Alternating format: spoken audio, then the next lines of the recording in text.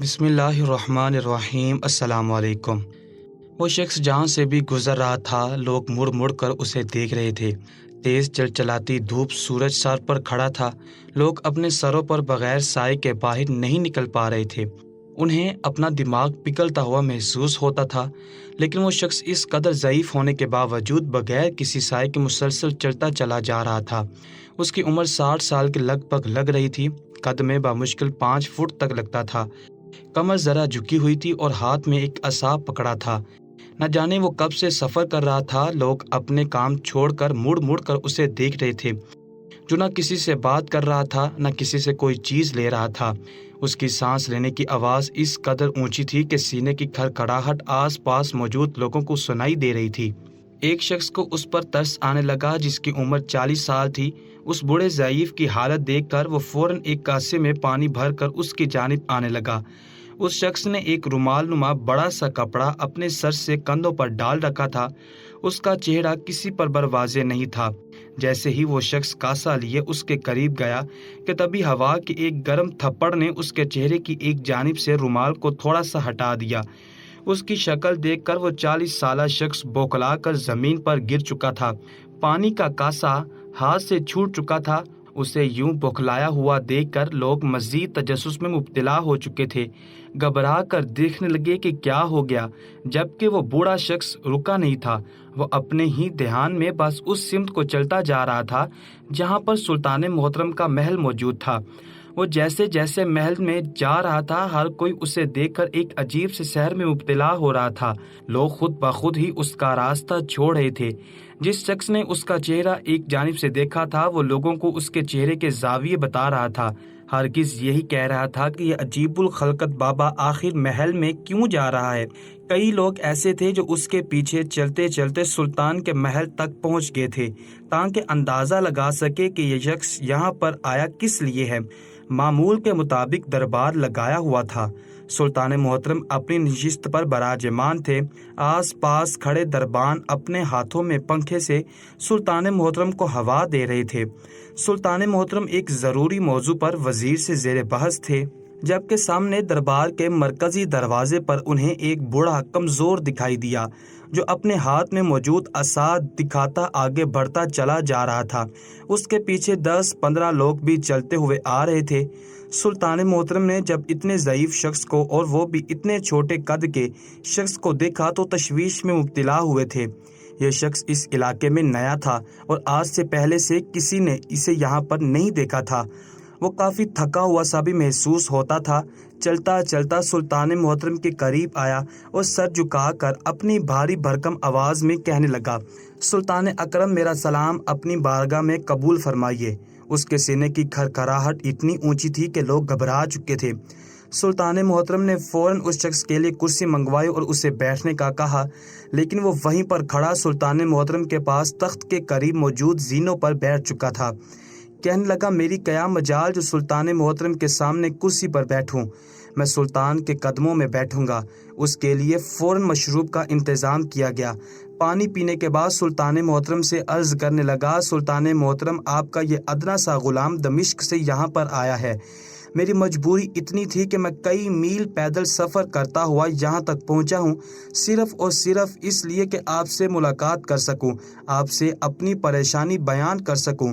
بڑے بڑے دانشوروں سے آپ کا نام سنا ہے، آپ کی تعریفیں سنی ہے کہ آپ اس قدر انصاف پسند ہیں اور ہر الجھے ہوئے راز کو سلجھا دیتے ہیں۔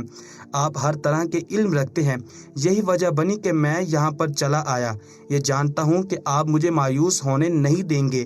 سلطان محترم اس شخص کی بات سن کر مسکرائے اور کہنے لگے، یہ بالکل میرا خدا ہے جس نے میرے مقام و مرتبے کو اس قدر بلند کر رکھا ہے، ورنہ میری کیا وجہ ہے جو لوگوں میں اپنی بڑائی بیان کر سکوں۔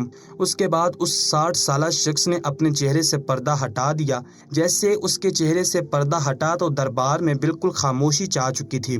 دربان جو کھڑے ہاتھ کے پنکھے جل رہے تھے، ان کے ہاتھ وہیں پر منجمد ہو چکے تھے۔ اگلے ہی پل ہوش کی دنیا میں واپس لوٹے تھے۔ کیونکہ اس شخص کا ناک آگے کی جانب بے تحاشا بڑا ہوا تھا، ناک کی چونچ بنی ہوئی تھی اور منہ پر اتنے بڑے بڑے پھنسی اور پھوڑے نکلے تھے کہ اس شخص کا اصلی چہرہ ہی بگڑ چکا تھا۔ ان پھوڑوں سے سیاہ مادہ مسلسل رس رہا تھا۔ اگلے ہی پل اپنا چہرہ دکھانے کے بعد وہ اپنا چہرہ پھر سے ڈھک چکا تھا۔ کہنے لگا، سلطان محترم، گستاخی معاف کیجیے گا اگر میری حرکت نے آپ کو تکلیف پہنچائی ہو، لیکن میں اپنی حالت دکھا کر ہی آپ کو ایک بہت بڑے مسئلے سے آگاہ کرنا چاہتا ہوں۔ میں نہیں جانتا میں کب تک زندہ رہوں گا، زندہ واپس اپنے دمشق میں جا پاؤں گا بھی یا نہیں، لیکن ہاں میں جانتا ہوں کہ آپ ضرور باقی لوگوں کی مدد فرمائیں گے۔ سلطان محترم تجسس میں تھے، فوراً کہنے لگے کہ مجھے بتائیے آخر ہوا کیا ہے، مجھ سے مزید صبر نہیں ہوتا، یہ کیسی صورتحال ہے، آپ کو کیا ہوا؟ اس کے بعد وہ شخص اپنی کہانی سناتے ہوئے کہنے لگا، سلطان محترم، میرا تعلق دمشق سے ہے۔ میں دمشق کے ایک چھوٹے سے گاؤں میں رہتا ہوں۔ یہاں پر سبھی بڑے ہی سادہ لوگ اور اچھے لوگ رہتے ہیں، سبھی نماز کے پابند اور نیک لوگ ہیں، حافظ قرآن ہیں، کسی کو کسی سے کوئی مسئلہ نہیں۔ لیکن پھر ایک روز ہمارے گاؤں میں یہ اعلان ہوا کہ ایک جادوگر ہمارے گاؤں میں آ چکا ہے جو ہر روز گاؤں کے بیچ چوراہے پر کرتب دکھایا کرے گا۔ سب لوگ خوش تھے کیونکہ آج سے پہلے ہمارے گاؤں میں ایسے کرتب وغیرہ کسی نے نہیں دیکھے تھے۔ سبھی لوگ، عورتیں، بچے، مرد، نوجوان، لڑکیاں، سبھی اپنے گھروں سے نکل کر یہاں پر آ چکے تھے اور ایک مجمع سا اکٹھا ہو چکا تھا۔ وہ جادوگر سچ مچ میں کرتب دکھاتا تھا، اس کے پاس جادو تھا، کیونکہ ہاتھ کی صفائی میں اور براہ راست جادو کرنے میں زمین آسمان کا فرق ہوا کرتا ہے۔ ہم سب لوگ ہی حیران ہو چکے تھے۔ سب لوگوں نے اپنی اپنی جیبوں سے چند سکے دینار نکالے تاکہ اس شخص کو اتنے بہترین طریقے سے جادو دکھانے پر انعام دے سکے، لیکن وہ فوراً ہاتھ کھڑا کر چکا تھا۔ کہنے لگا کہ نہیں، میں اپنی قیمت اپنے طریقے سے وصول کرنا چاہتا ہوں۔ کیا تم سبھی لوگ مجھے اجازت دیتے ہو کہ میں کبھی بھی تم لوگوں میں سے کسی کے گھر بھی آ کر اپنی قیمت وصول کر سکوں؟ وہ اس قدر اچھا تھا کہ لوگ اس کی باتوں میں آنے لگے، گویا اس کے ساتھ میں گرفتار ہونے لگے۔ سب مسکرا اٹھے، تالیاں بجانے لگے اور کہنے لگے کہ ہاں ضرور، تم جب چاہو جس کے گھر چاہو آ جاؤ۔ ہمارے لیے تمہارے ساتھ وقت گزارنا تو ہمارے لیے جیسے خوش نصیبی ہوگی۔ اتنا سننا تھا کہ وہ جادوگر ہنس پڑا اور پھر وہاں سے چلا گیا۔ لیکن اس کے بعد جو واقعات ہمارے گاؤں میں پیش آنے لگے وہ ہمارے لیے ناقابل یقین تھے۔ وہ جادوگر ایک رات ایک شخص کے گھر میں چلا آیا، انہوں نے اسے کھانا کھلایا، اس سے باتیں کی۔ رات کا ایک پہر گزر چکا تھا لیکن وہ جادوگر گھر نہیں جا رہا تھا۔ میزبان سمجھ لگے کہ شاید وہ یہیں رہنا چاہتا ہے، اس کے لیے بستر کا اہتمام کیا، لیکن وہ جادوگر اپنے بستر پر سونے کی بجائے اپنا بستر چھوڑ کر سیدھا وہاں پر چلا گیا جہاں پر اس شخص کی بیوی موجود تھی، اور پھر اس کے بعد جو حرکت اس نے کی ناقابل یقین تھی۔ اس جادوگر نے اس شخص کی بیوی کی عزت کو پامال کرنا شروع کر دیا۔ اس شخص نے آگے بڑھ کر روکنا چاہا، اس جادوگر کو مارنا چاہا، لیکن اگلے ہی پل اس شخص نے سکہ گھمایا۔ وہ جادوئی سکہ جیسے ہی گھوم کر زمین پر رکا تو اس عورت کا شوہر وہیں پر بے ہوش ہو گیا۔ اس کے بعد وہ جادوگر اس عورت کی عصمت پامال کرتا رہا اور پھر مطلب پورا کر کے اس گھر سے نکل آیا۔ وہ عورت اپنے شوہر کو اٹھانے لگی، اسے یہ گمان گزرا کہ کہیں شوہر مر تو نہیں گیا، لیکن جب شوہر کو ہوش آیا تو اس کی حالت بہت بری تھی۔ وہ بول نہیں رہا تھا بلکہ گھرا رہا تھا، اور پھر ایک وقت وہ بھی آیا جب وہ کتوں کی طرح بھونکنے لگا، آس پاس موجود لوگوں کو کاٹنے کے لیے بڑھنے لگا۔ یہ منظر دیکھنا تھا کہ سبھی لوگ گھبرانے لگے۔ فوراً اسے کمرے میں بند کر دیا گیا۔ یہ کیسی بیماری یہاں پر آ چکی تھی کوئی نہیں جانتا تھا۔ اس عورت نے جب جادو کر کے اس جادو اور اپنی عزت پر حملہ کرنے کے بارے میں بتایا تو کوئی بھی یقین نہیں کر رہا تھا۔ سب کا کہنا تھا کہ تم جلتے ہو اس جادوگر سے، جان بوجھ کر اس طرح کی افواہیں پھیلا رہی ہو۔ کوئی بھی یقین کرنے کو تیار نہیں تھا، لیکن جب دھیرے دھیرے وہ جادوگر گویا ہر ایک کے گھر کو اپنی ملکیت سمجھتا اس گھر میں جاتا اور اس گھر کی سب سے حسین لڑکی کے ساتھ غلط تعلقات کرنے لگا، ان کی عزت پر حملہ آور ہونے لگا، تو معاملہ مزید وقت سے بدتر ہوتا چلا گیا۔ لوگوں میں خوف و ہراس پھیلنے لگا، کیونکہ جن دو مردوں میں اپنی غیرت کو پامال ہونے سے بچانے کے لیے اس جادوگر کے خلاف آواز اٹھائی وہ انہیں باولا کر چکا تھا۔ انہیں اپنے ہی گھر میں بند کر دیا گیا۔ وہ ہر چیز کو کاٹنے پر آمادہ ہو چکے تھے، یہاں تک کہ جن رسیوں سے انہیں باندھا گیا اس رسیوں سے بھی وہ کاٹنے لگے۔ میرا کام لوہاری کا ہے، میں ابھی تک لوہے کی کڑیاں اور زنجیریں بنانے کا کام کرتا ہوں۔ میں جب اپنے ہاتھوں سے ایک متاثرہ شخص کو زنجیریں پہنانے لگا تو اس نے میرے کندھے پر کاٹ لیا۔ میرے کندھے پر کاٹنے سے میرا خون تک نکل گیا۔ میرا ماس اس کے منہ میں تھا اور وہ میرا ماس چبا چکا تھا۔ میں فوراً طبیب کے پاس گیا۔ میرا زخم تو بھر گیا، لیکن یہ میرا چہرہ اور میرا وجود بے ڈھنگا سا ہو چکا ہے۔ میرا جسم سوکھ چکا ہے، میرے چہرے پر یہ پھوڑے نکل آئے ہیں، اور ایسے کئی پھوڑے میری کمر پر بھی موجود ہیں۔ میری سانس لینے پر ایسی آوازیں آتی ہیں گویا میرا وجود اندر سے کھوکھلا ہوتا جا رہا ہے۔ نہ جانے میں کب مر جاؤں، مجھے کوئی علم نہیں ہے۔ خدارا ہماری مدد کیجیے، ہم مزید یہ سب کچھ برداشت نہیں کریں گے۔ مجبوراً اپنی جان بچانے کی خاطر مرد اپنی عورتوں کو اس جادوگر کے حوالے کر رہے ہیں، اور وہ ہوس پرست جادوگر عورتوں کی عزت پامال کرنے کے بعد نئے شکار کو نکل جاتا ہے۔ کوئی بھی اسے روک نہیں پاتا، کیونکہ ہر کوئی اس کے جادو سے ڈر رہا ہے۔ میری جوان جہاں بیٹیاں ہیں، میں بے حد پریشان ہوں سلطان محترم، کیونکہ نہ ہی میرا کوئی بیٹا ہے اور نہ ہی میرا کوئی اور سہارا۔ اگر وہ جادوگر کسی روز میرے گھر آن پہنچا تو نہ جانے کیا ہوگا۔ میں نے اپنے گھر پر آیت الکرسی پڑھ کر دم کر رکھی ہے، اور گھر کے چاروں اور آیت الکرسی کا حصار باندھ کر آیا ہوں، اور اپنے گھر کی امان اپنے رب کے سپرد کر کے آیا ہوں کہ میرے بعد میری بیٹیوں کی حفاظت فرمانا۔ میرے پاس تو میری عزت کے سوا کچھ بھی نہیں ہے۔ میری حالت دیکھ کر میری بیٹیاں بہت روتی ہیں۔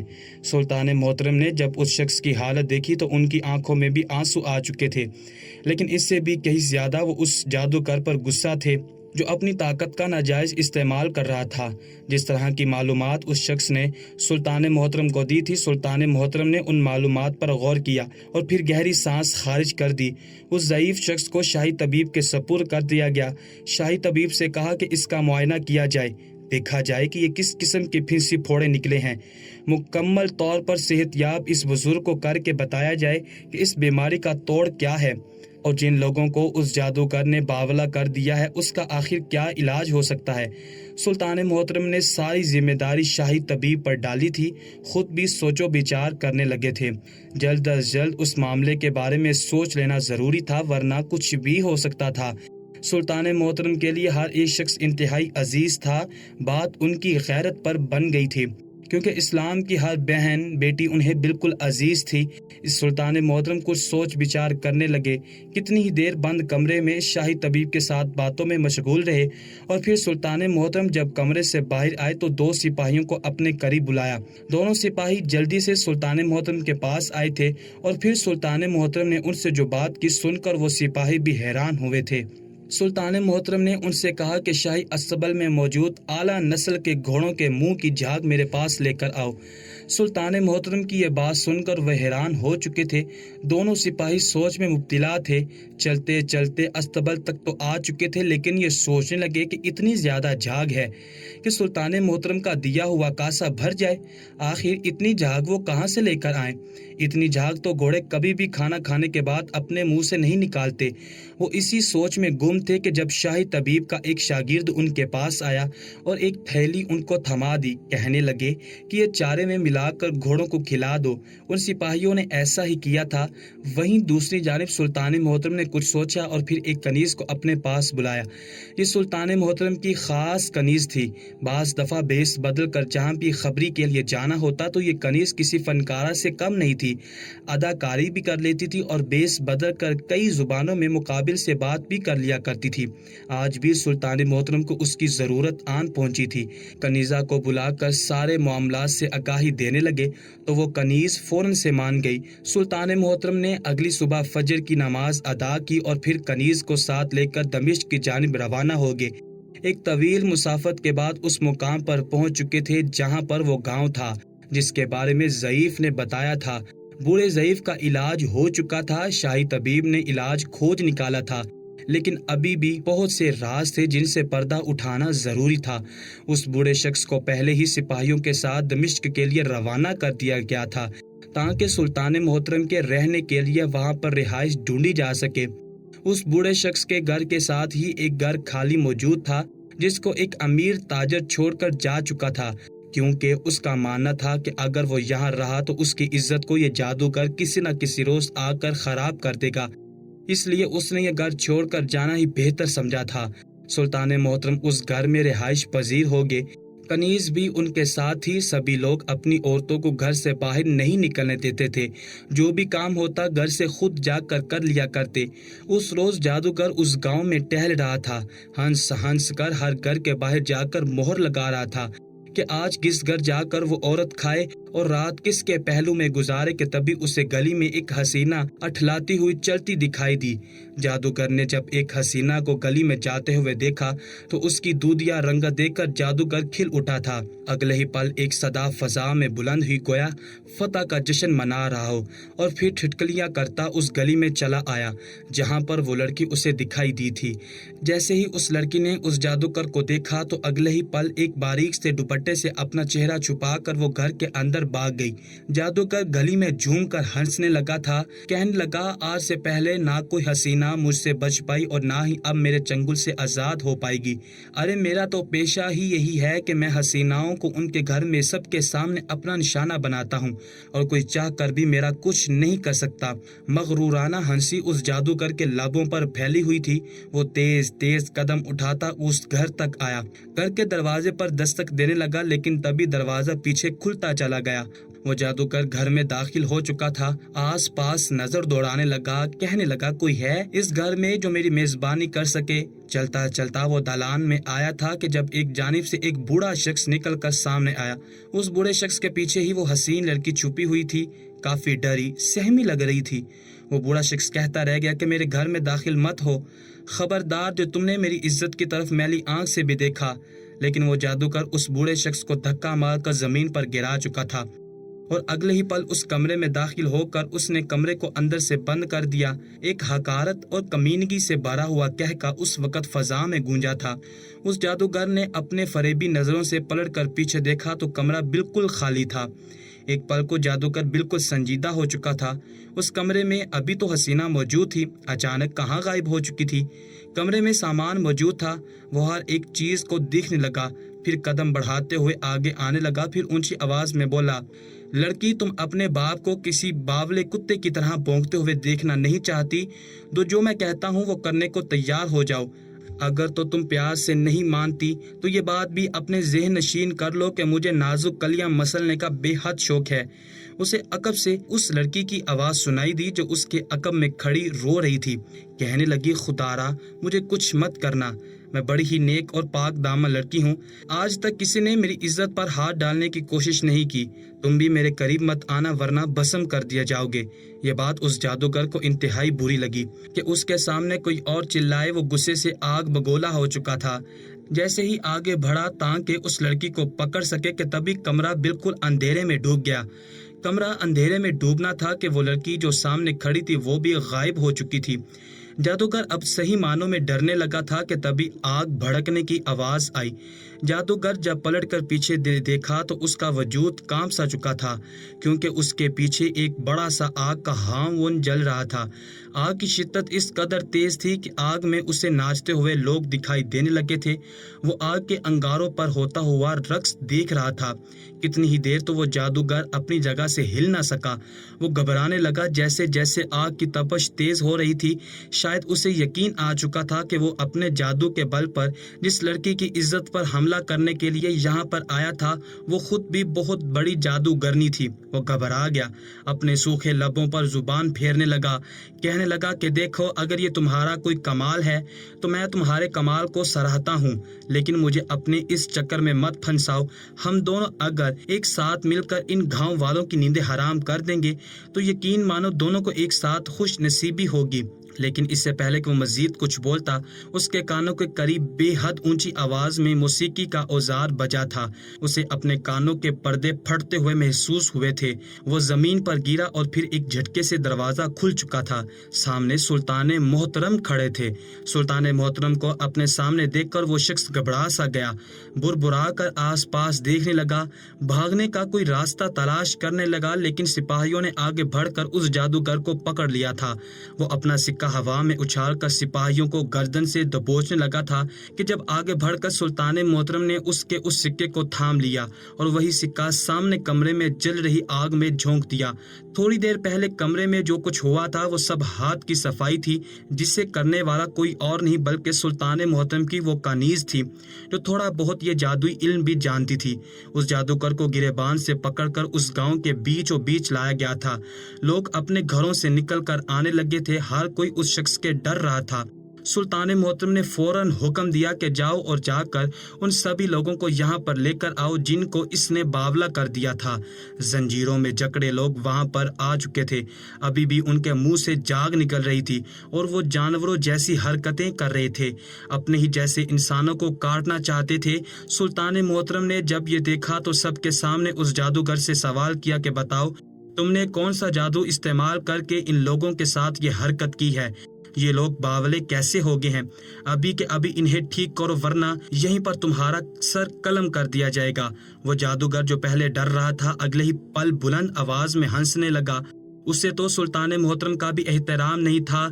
कहने लगा, मैं एक ही शर्त पर इन बावले लोगों को दोबारा से ठीक कर सकता हूँ और उन लोगों की बीमारी भी ठीक कर दूंगा जिनको इन बावले लोगों ने काटा है, लेकिन बदले में मुझे छोड़ना होगा। अगर मुझे कैद कर दिया गया या मेरे साथ कुछ भी गलत करने की कोशिश की गई तो मैं पूरे गाँव को बावला कर दूंगा और फिर धीरे धीरे ये वबा पूरी सल्तनत में फैल जाएगी।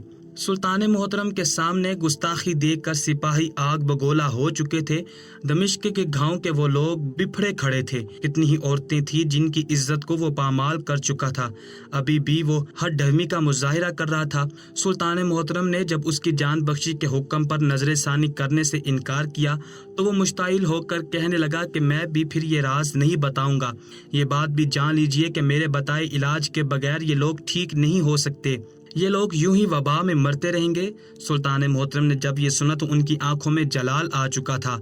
अगले ही पल हुक्म दिया, इस शख्स को दरख्त के साथ बांध दिया जाए और उन सारे बावले लोगों को इस पर छोड़ दिया जाए। ये सुनकर तो वो जादूगर घबरा चुका था, इनकार करने लगा, कांपने लगा, लेकिन सिपाहियों ने उसे दरख्त के साथ बांध दिया था। वो 4 लोग थे। जैसे ही उन बावले लोगों को करीब ले जाया गया तो उसे काटने लगे, उसका जिस्म नोचने लगे। वो शख्स दर्द से रो रहा था, तड़प रहा था, चिल्ला रहा था। सुल्तान मोहतरम के सामने गिड़गिड़ाने लगा, वास्ते कस्में देने लगा कि मुझे छोड़ दीजिए, मैं आपको सब कुछ बता दूंगा, लेकिन इन लोगों को मुझसे दूर कर लीजिए, इनके काटने से मैं उस वबा का शिकार हो जाऊंगा। सुल्तान मोहतरम ने उसे यूं कमजोर पड़ते देखा तो मजीद गुस्से में आ चुके थे। वो जादूगर कितनी ही औरतों की इज्जत पामाल कर चुका था और अब रहम की भीख मांग रहा था। उससे सुल्तान मोहतरम के कहने पर छोड़ा गया तो वो रोते हुए सुल्तान मोहतरम के कदमों में गिर गया। कहने लगा कि मेरे पास कोई इलाज मौजूद ही नहीं है जिससे इनका इलाज हो सके। मैं तो सिर्फ हाथ की सिफाई ही दिखाता हूँ। दरअसल जब मैं इन हसीन औरतों के साथ बदफेली करने के लिए जाता तो मेरे हाथ में मौजूद अंगूठी में एक ख़ास किस्म की दवा होती। मैंने बावले जानवरों के खून के कतरे उस अंगूठी में समा रखे होते थे। जब भी कोई शख्स आगे बढ़कर मेरे साथ हाथापाई करने की कोशिश करता, जो अपनी इज्जत बचाने की कोशिश करता, तो मैं अंगूठी किसी न किसी तरह पहले उसके वजूद पर जख्म करता और फिर वहां पर लगा देता। जैसे ही वो जरासीम उसके वजूद में दाखिल होते वो कुछ देर बाद जानवर जैसी हरकतें करने लगता। लेकिन हजूर, मेरे पास कोई इलाज नहीं है। वो शख्स फूट फूट कर रोने लगा था, जबकि सुल्तान मोहतरम ने उसे भूखा प्यासा कैद खाने में कैद करने के बाद सरेआम तख्ते पर लटका दिया। मरने से पहले वो भी उस वबा का शिकार हो चुका था।